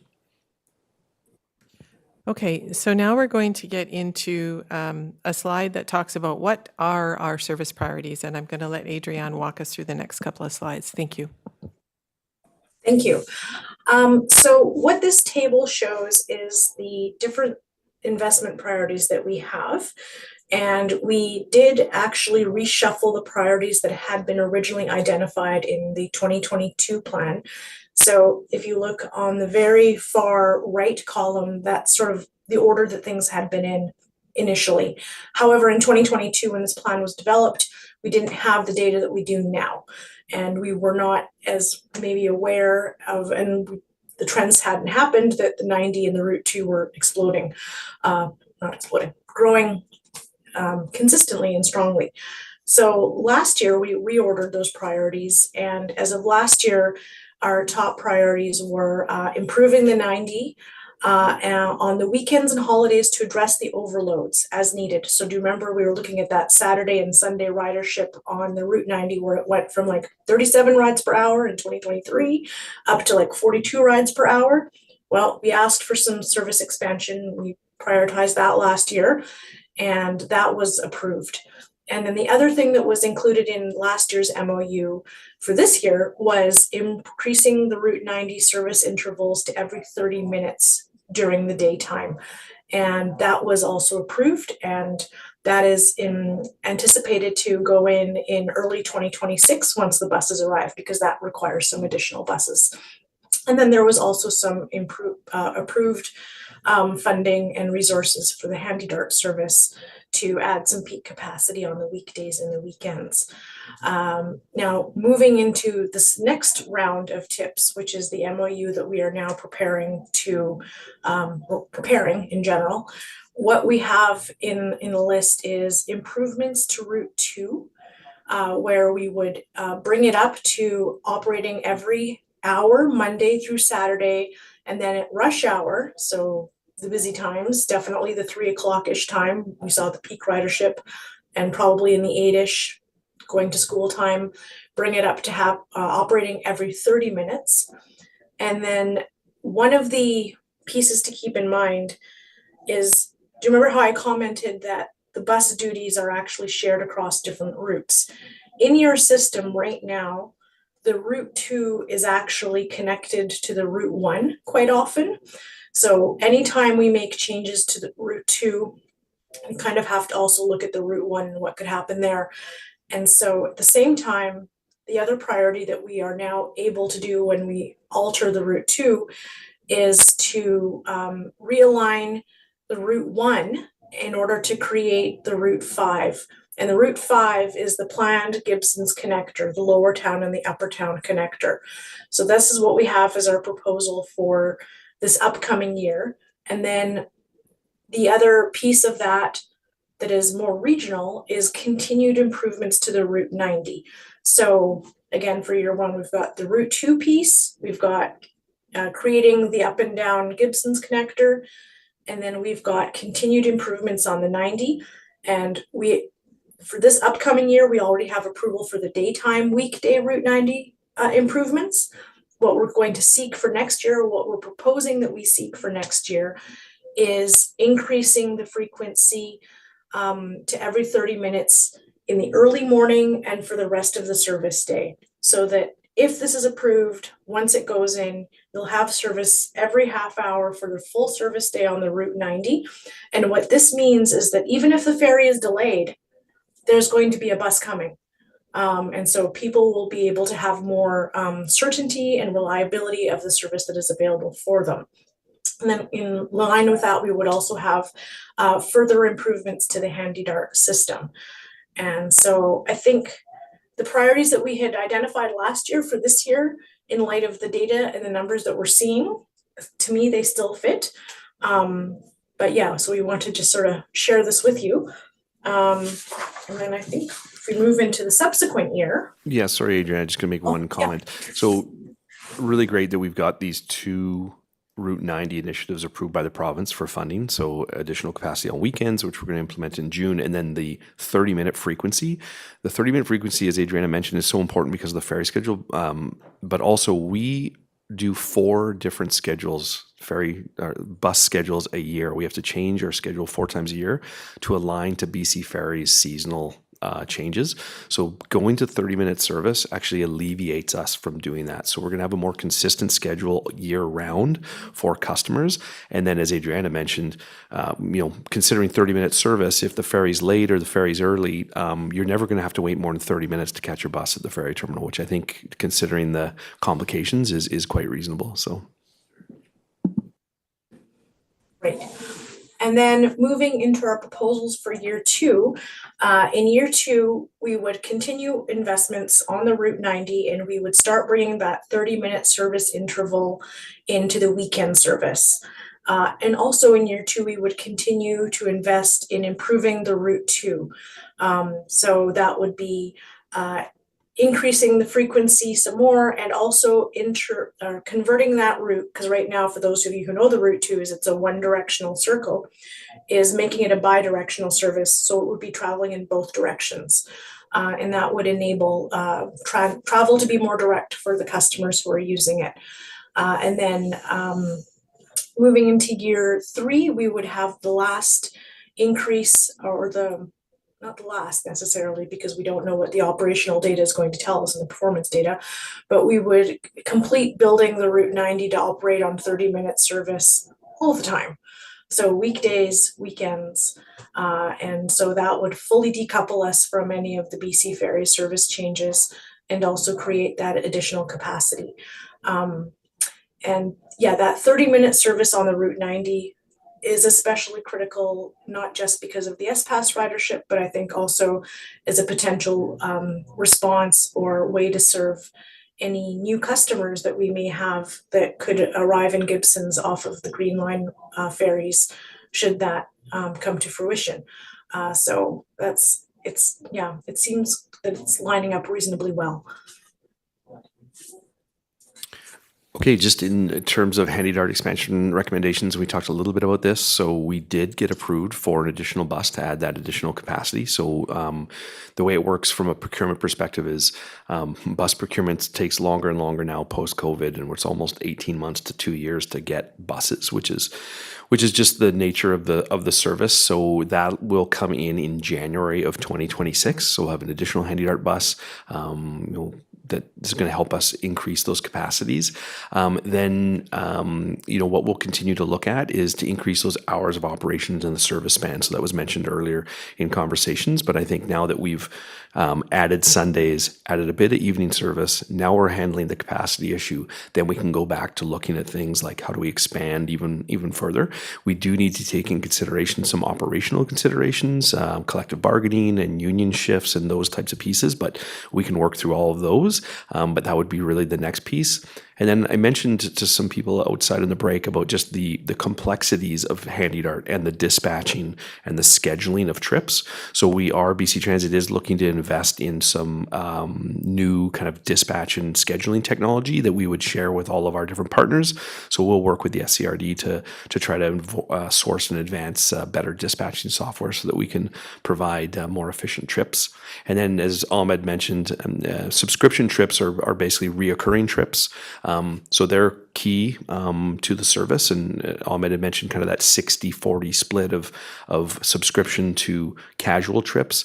But we recognize that people who are taking subscription trips, usually they're day programs, they're pretty regular users, but we want to kind of get that target. It sounds like Ahmed's already made some progress there to get the target into what we would consider kind of acceptable levels between subscription trips and casual trips. Director Bax. Yeah, thank you. I am really excited to see the 90 go to every 30 minutes and the possibility of the one being freed up to create more of a collector route. It's interesting that the number 2 is kind of going off the charts, and it needs to be, I think it needs to be decoupled from the 1. One of the most frustrating things that I see in the transit system is when I'm traveling into Sechelt and I see the 90 and the 1 basically back to back, and so I see that as a redundancy. With the 90 going to better frequency, I'm looking forward to seeing a replanning of the route of the 1 as a collector for my community, for Director McMahon's community, and perhaps Gibson's. I'm not sure exactly how it's going to go, but I'm really looking forward to seeing how the board can work together to implement a change that's going to serve our community best. Thank you. So as you can surmise, adding more service, whether it's through additional hours or adding routes, has a ripple effect, and it impacts not only the number of buses that are required, but it impacts the infrastructure that's required to support those buses, whether it's where we park them, where we clean them, or where we service them. So over the past couple of years, we've been working very closely with BC Transit to identify our future infrastructure needs that will be required to support our transit service. And I'm going to give you just a quick high-level overview of a presentation and a report that staff took to our board in December talking about infrastructure needs. So this slide just shows you some of the projections in terms of the amount of hours of service and then the number of fleet units that will add that we're proposing over the next several years. So with this expansion that we're excited about that gets implemented, we will see an additional 5,600 hours to our service, plus 2 more fleet units. And we are projecting that potentially by 2038, we could be up to 33 buses. So this slide, timing is always a very interesting thing. Rob noted that it's 18 to 24 months around procurement of buses. So when we receive support for expansion priorities, it often takes a year to put that into service. So it's like we're kind of a year behind. And this chart shows when we start to feel the tension on our infrastructure, which is in the next 3 years. So we know that once we get these additional 2 new fleet units in 2026 to support what's been approved, we will have some parking challenges at our current site. When we start looking at the new tips that we put in front of you, whether the expansion of the 2 and the addition of the 5, that's going to add more buses, and we're going to need a plan in place of where we're going to put those buses, and that's going to be by 2027. Something's going to have to be in place. By 2028, it's only further exacerbated by potentially another 3,300 hours and 2 more buses. So now we're starting to get pressure on our garage and our ability to service these buses. Both our site and our infrastructure at that site, our garage, have been there for quite some time. They're old not only in their age, but they're old in their technologies and their abilities, the way they're built to the new technology of the new buses. To further just create a bit more challenge is the greening of the fleet and the commitment of BC Transit to green the fleet by 2040. So this chart identifies the projected growth in the fleet units, the vertical lines. The blue is carbon buses, the green is electric buses. So you can see that in the year 2030, 2028, we're looking at starting to see that shift from carbon into electric. We are currently working with BC Transit on the feasibility planning for a pilot here on the Sunshine Coast for 2 battery electric buses. That planning is coming to a conclusion, and staff anticipate being back in front of the board to talk about that pilot and the potential to implement that pilot in 2026. We have planned for power upgrades within this feasibility to our current site that would support those 2 buses, but then any further capacity at that yards comes at a substantial cost. So all of this to say, we've got really great plans and we're very excited about expansion, but we need to balance this with the impacts on our infrastructure. The report that went in front of the board in December identified that we need to start planning that satellite site, which is under works right now. We're planning that this year. And we need to look at next year, looking at planning for a standalone transit and transit operations and maintenance facility that would service our transit and our corporate fleet. And that planning takes anywhere from 3 to 7 years. So you saw our red stars were starting to come in the next 3 or 4. If 3 to 7 and then construction, we need to start thinking about that site soon. And next year would be when staff would be looking to make that a priority. We did estimate the cost of a standalone site building, the kind of building that we need to build to support the next 20 years worth of transit infrastructure in 2023 dollars at around $45 million, not including the land acquisition. So we have some planning. I mean, the good news is there's grants out there. We've got a strong partnership with BC Transit that offers opportunity. But I just say this because we need to balance our excitement about expansion with the reality of infrastructure challenges that we have. Not to mention, not just the big infrastructure, like where we park and where we service, but we also have en-route infrastructure that we need to start thinking about. And Adrienne's just going to quickly talk about 2 that are top of mind for us. Yes, thank you, Shelley. So we noticed that in year 1, in the proposed year 1 expansions, we have improvements for the Route 2 and as well as improvements and changes for the Route 1 and 5, or the Route 1, in order to create the lower and upper town connector in Gibsons. Well, what we're going to need is, it says transit exchange, but it's a well amenitied bus stop, essentially, location somewhere in this location, somewhere in the vicinity of this map, where you can see the little X or little arrows, where customers will be able to transfer from the Route 90 to either the Route 1 or the Route 5, or customers transferring from the Route 5 onto the 90 or the Route 1 onto the 90. So that's something that we'll need to try and determine location of and have ready for some point in 2027 if funding is approved for that those expansions. Next. And then the other infrastructure piece is Seashelt Exchange. So we are requesting exploration of a new location for the Seashelt Exchange. It's currently on Cowrie Street. The existing location is quite vulnerable to regular road closures that are associated with community events, and the disruptions for the operations and the customers are already, well, disruptive. And as the service continues to increase, those disruptions will be amplified. I'm skipping ahead. So we're coming to the end, folks. I just wanted to say that this today has been the beginning of something that we hope is a continuation on how we strengthen, how we share information with our other municipalities in the other jurisdictions that are on the Sunshine Coast, and how we can work together. So not only are we doing this at an elected level, but we're also doing it at a staff level. Last year, we had our first meeting with planners from all the jurisdictions. We had another one in April. And we know that supporting local planning and connecting that land use with transit is key. So we had a great meeting in April where we shared maps and key information on developments that are planned over the next few years. Talked about the OCP projects and how those can help inform transit, contributing to transportation master plans. I know DOS is currently underway. And how transit infrastructure needs can be met throughout all of our jurisdictions. So those conversations are ongoing. There's been a significant number of development referrals that have started coming into Adriana and to Ahmed to look at and be able to provide a transit sort of lens to it, which is great from a future, looking at it from a future perspective.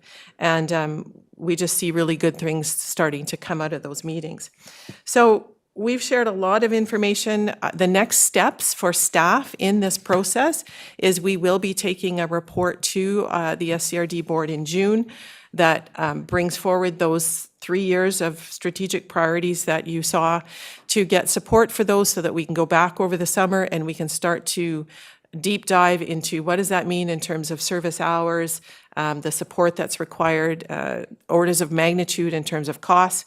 We would come back to the board in September with that information, and we'd be seeking then confirmation to be able to sign the MOU so both groups, the SCRD and BC Transit and the province, can do some our financial planning around that.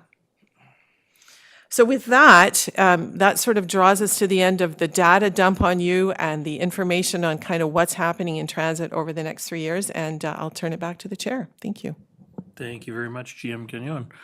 We've got time for a few quick questions. We'll run a couple minutes long, and that's okay. Director Bax. I'll try and keep it quick. So I know that the Mason Road Yard is coming to capacity, and that we're going to be looking at something else. Now, I understand that the Mason Road Yards are used for a number of different. I know that the service of their fire department is done at this facility as well. Now, my question is, when is it possible that when we make a new transit garage, that we would maintain the Mason Road Yard for other things?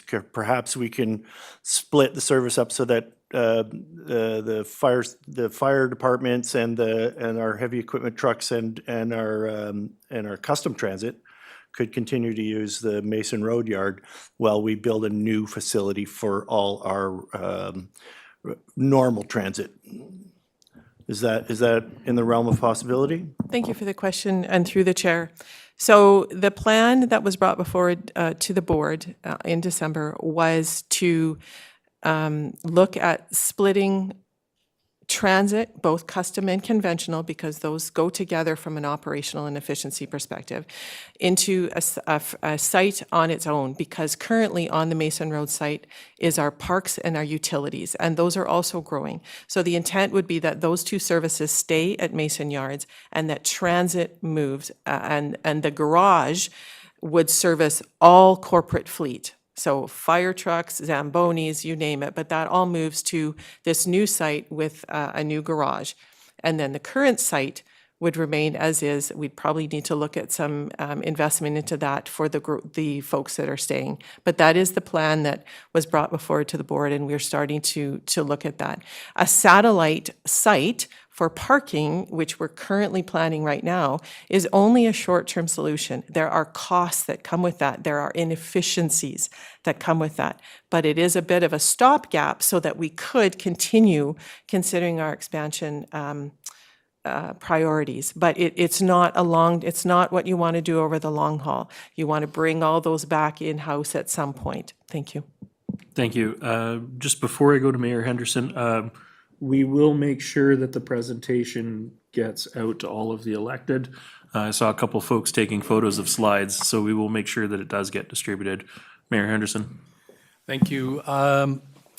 Three quick things. First of all, I commend you on the 30 minutes. Nothing like frequency to eliminate stress for everybody, including the onboard crews at ferries.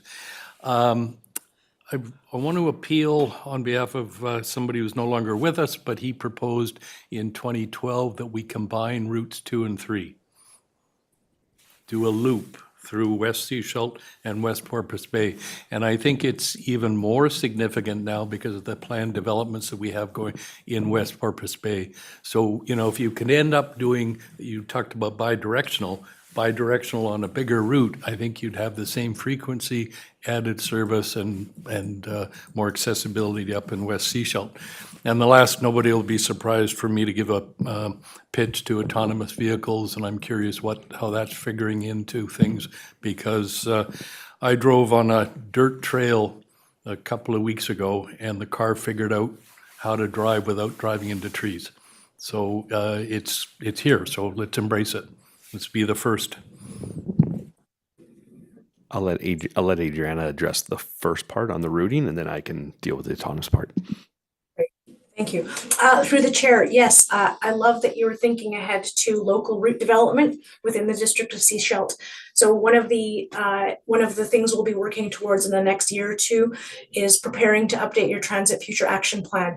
And I think we have a very good strategic handle on regional scale improvements in terms of connectivity to the ferries. However, this upcoming Transit Future Action Plan will give us an opportunity to really delve into further developing the local networks within the District of Sechelt for the town of Gibsons, and potentially also working more closely with the Sechelt Nation and improving access in those communities. And just on the autonomous vehicle front, obviously we stay pretty close with all of the dynamics and changes in technology that are happening within the transit landscape. There hasn't been a lot of work done yet on the application and the implementation of autonomous vehicles. Right now, we're very focused on the battery electric bus program. Again, Shelley had mentioned it, so really happy to see that we're going quite far down the road at this point about implementing potentially 2 buses here on the Sunshine Coast by 2026, which aligns to our alignment to the BC Clean Plan. So I'm definitely going to take that autonomous comment back to our team and just see if I can get a bit of a better update, because it is something we know is out there. I haven't heard anything really from BC Transit perspective on where we're at on that particular topic.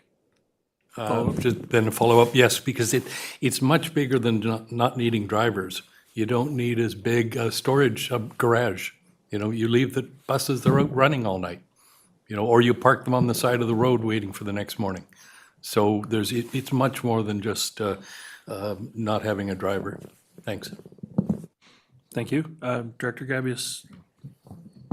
Yes, thank you, Chair, and really appreciate all this information. It really gives us a better idea of why things are the way they are. And on that, with all the data, I understand why the Route 4 is not slated to expand. But I'm wondering if, with the addition of the additional routes within 90, and understanding that buses kind of piggyback on each other, will that give the SCRD more flexibility with scheduling? I'm just thinking like the number 4 right now with the summer schedule, there's a bus at 3:40 and the next one is at 6:30, which, gives that gap at the kind of when people are getting off work. So will that be able to be resolved with the addition of like more service with the 90? That's a great question for our senior transit planner. Thanks, Rob. So one of the advantages of growing the fleet in general is that it does allow more opportunities and more changes. The smaller your resource pool, the more difficult it is to make changes. And so it may create some opportunities, and it's something, as we move forward with our expansions, we can try and keep an eye out for. And as I mentioned, we do have this upcoming Transit Future Action Plan update. And so there may be some opportunities where we can identify small, quick wins that are maybe not necessarily super resource intensive, but can make a world of difference for communities through the different expansions that we're hoping to have happen. And then for subsequent expansions, especially as we look to further build out the local services, there's just a lot of growth and development happening in both Sechelt and Gibsons. And that, again, will, create more resources in the area that can potentially be, there can be opportunistic improvements made. So TBD, but heard. Thank you. Thank you. Councillor Julius, and then I'll go to Director McMahon.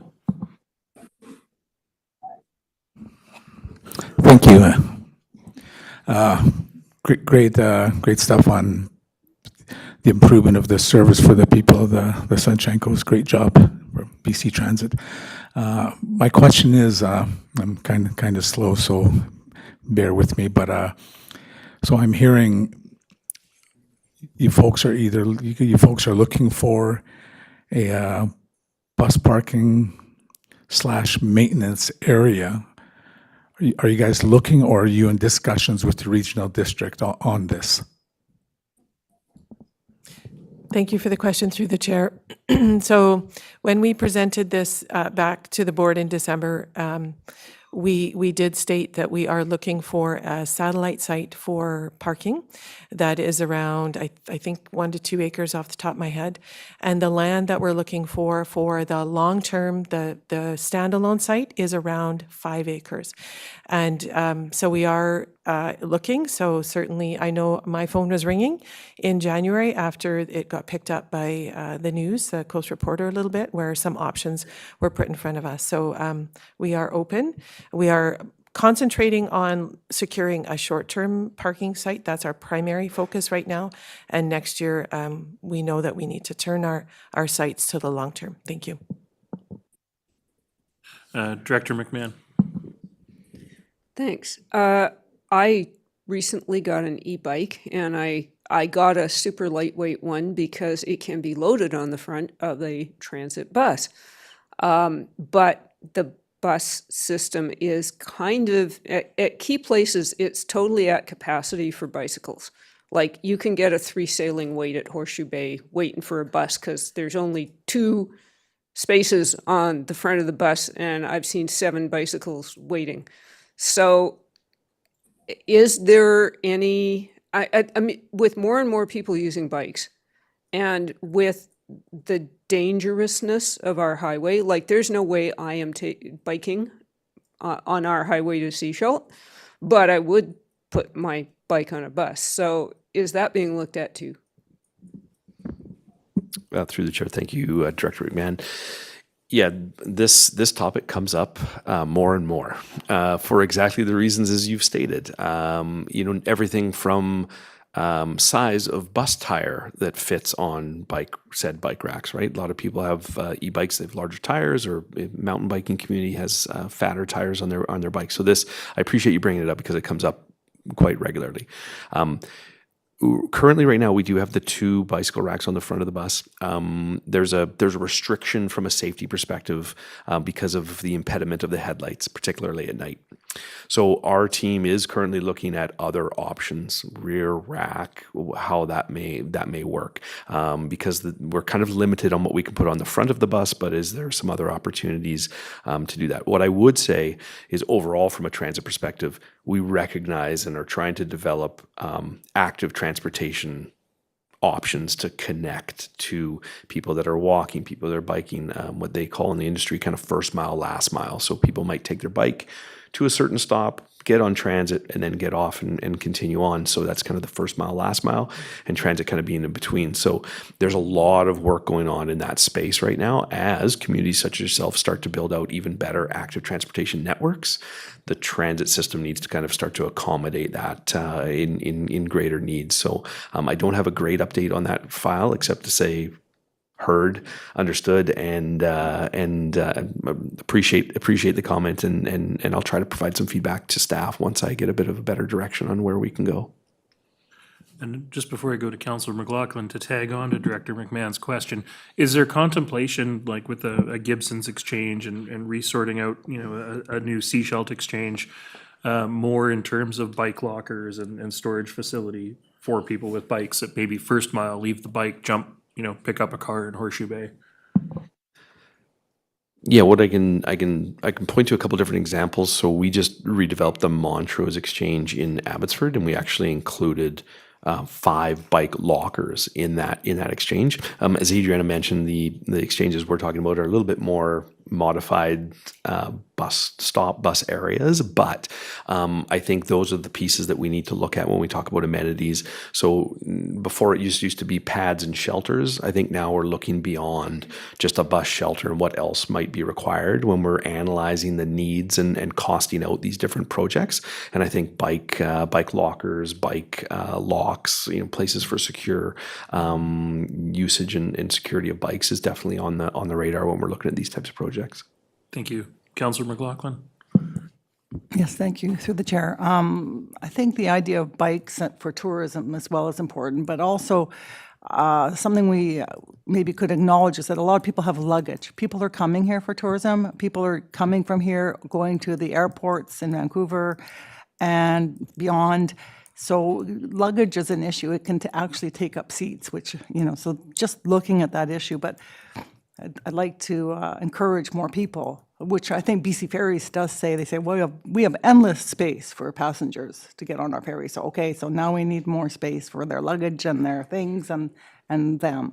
But I just wanted to bring up the idea of infrastructure that we really have a connection with, which are the bus stops themselves. And on the Sunshine Coast, our image of our nice hokey place is 2 old plastic chairs sitting there as your bus stop. And that's maybe kind of cute, somewhat dangerous because those chairs disintegrate that's why they're there. And but it would be nice to have proper bus stops up a few levels. I think it would help with tourism. It would help with the sense of the pride of this place. But also, I think it's important that we have them for people to sit and be safer. Some of the stops are not really safe. But at a recent Missing, Murdered, and Women's presentation, it was brought up that those stops should be lit. They should be lit because there's vulnerable people sitting there, and it gets dark and it gets raining. And so I would just like to put that forward as a recommendation. Thank you. Thank you. And through the chair, so bus stop infrastructure is the responsibility of the local government. So it's on our radar. It's been on our radar for many years. And the board is very aware of that as well and has mentioned that. It's just something that from a capacity perspective, we haven't been able to get to. But we would like to get to a point where we have a framework where we've worked with our planners from the different jurisdictions and we come up with the look and the feel and what do we want and what's sustainable both from a safety perspective and environmental perspective. So it's on our radar. We need to get to it. That's the next step for us. Thank you very much. And I think there's some comments from online, so go ahead. Thank you. Through the chair, just with respect to tourism, one piece to keep in mind too is that land use drives destinations where people are headed to.